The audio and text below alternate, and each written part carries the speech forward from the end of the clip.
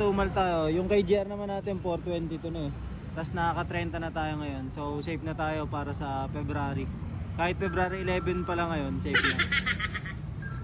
Oh, naka-uniform na ako. Sa mga nagsasabing hindi naka-uniform. Ito na yung uniform kong malupitan. Oh. Bitin. Pakak! Lipat na naman ang itik. Isang oras na walang pumasok. Nice! Dito rin pala ang bagsak natin. Daming tambay doon sa kabila eh. After 5 minutes, so wala pang 5 minutes, so choking pumasok. 733.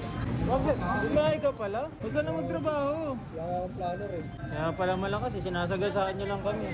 Nakailang ka na, Bin? Sa Malalas, Jace? Walang planner yun. Anong oras pumasok yung una mo? Planner na. Kasi pag di ako nag-planner, express ako. Layo ng aabutin ko. Kaya dinidiskarte ko na ng planner. Hindi na. 10 ka lang naman araw-araw. Pasok mo sa 6. 10 nga. Pero ginagawa ko 20 kahapon ako, 19 ako. Yung 12 to 3 ko, walang pumasok. Visit. Nakarating na ako Markenton lahat eh. Atid na natin to. Malapit lang kahit di na magmapa. Tapos na. Balik na tayo sa Arbo pero dito tayo daan sa May Lilac. Para maraming merchants. Pinasukan na tayo. Ito, isang malapit na drop at isang malayo. Ang tagal! Pero at least nakalabas na tayo. Andito na ako sa customer. Gusto iakit doon sa taas. Pero sabi ko dito na ako sa baba. Eh may deliver din ako na isa na andito lang yung pagkain sa bag baka mawala. On the way na tayo sa second drop off natin. Ang kulit din ng mapa ni Grab eh. May daan na sa may kanang side. Papaikutin ka pa. Kaya ako di ko sinusunod yan eh. Kung ano yung alam kong daan, doon ako eh. Sabi ko exact amount. Sabi niya rin exact amount. Exact amount nga. Kulang ng dos. Para bang kami pa yung gustong pagbayarin ng maliit na porsyento ng kakainin nila. Pero kaya rin naman yun, 2 piso lang. Marami naman tayong tip kagahapon eh. Sana all may rides ang school. Yung mga rides sa school na dinadala eh. Anyways, patapos na yung planner at pauwi na tayo. Bye-bye lang tayo nito dahan-dahan. Baka pasukan pa. Para medyo makadagdag sa booking natin. Tapos ang labas ko na nito, mamaya ulit alas 5. Pag planner na ulit. Ay, alas 5 na. Ang daming buwing dun oh. Ayaw pa rin ibigay. Hindi, may nakalaan yan sa iba. Nakalaan siya para sa akin. Eh no? Eh si Manong oh. Si Manong naubos yung flashlight oh.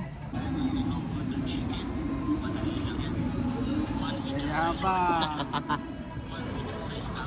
Ako pala yung mayabang, pinasukan lang, pinakita eh. Pinadama, boy. Mercury ulit tayo, pick up si Ma'am Laurel ulit. Yung kabisado na natin. Ma'am, pick up po. Ganun lang kabilis, meron na kaagad. Collect, tapos yan, 54 yung kinita natin. Balik na tayo ng Ayala. Starbucks tayo mga boss, second booking. Another booking sa planner natin. Same street lang siya ng drop-off kanina. Oh ay, naglolo ko pa, nawawala ng signal. Dito lang tayo kanina, ba't ngayon ka lang nagloko boy? Yun. Ano? Anong ginagawa mo? Para? Pasukan. Huwag ka kasi magdadrive ng truck. Nagdadrive ka kasi ng truck eh.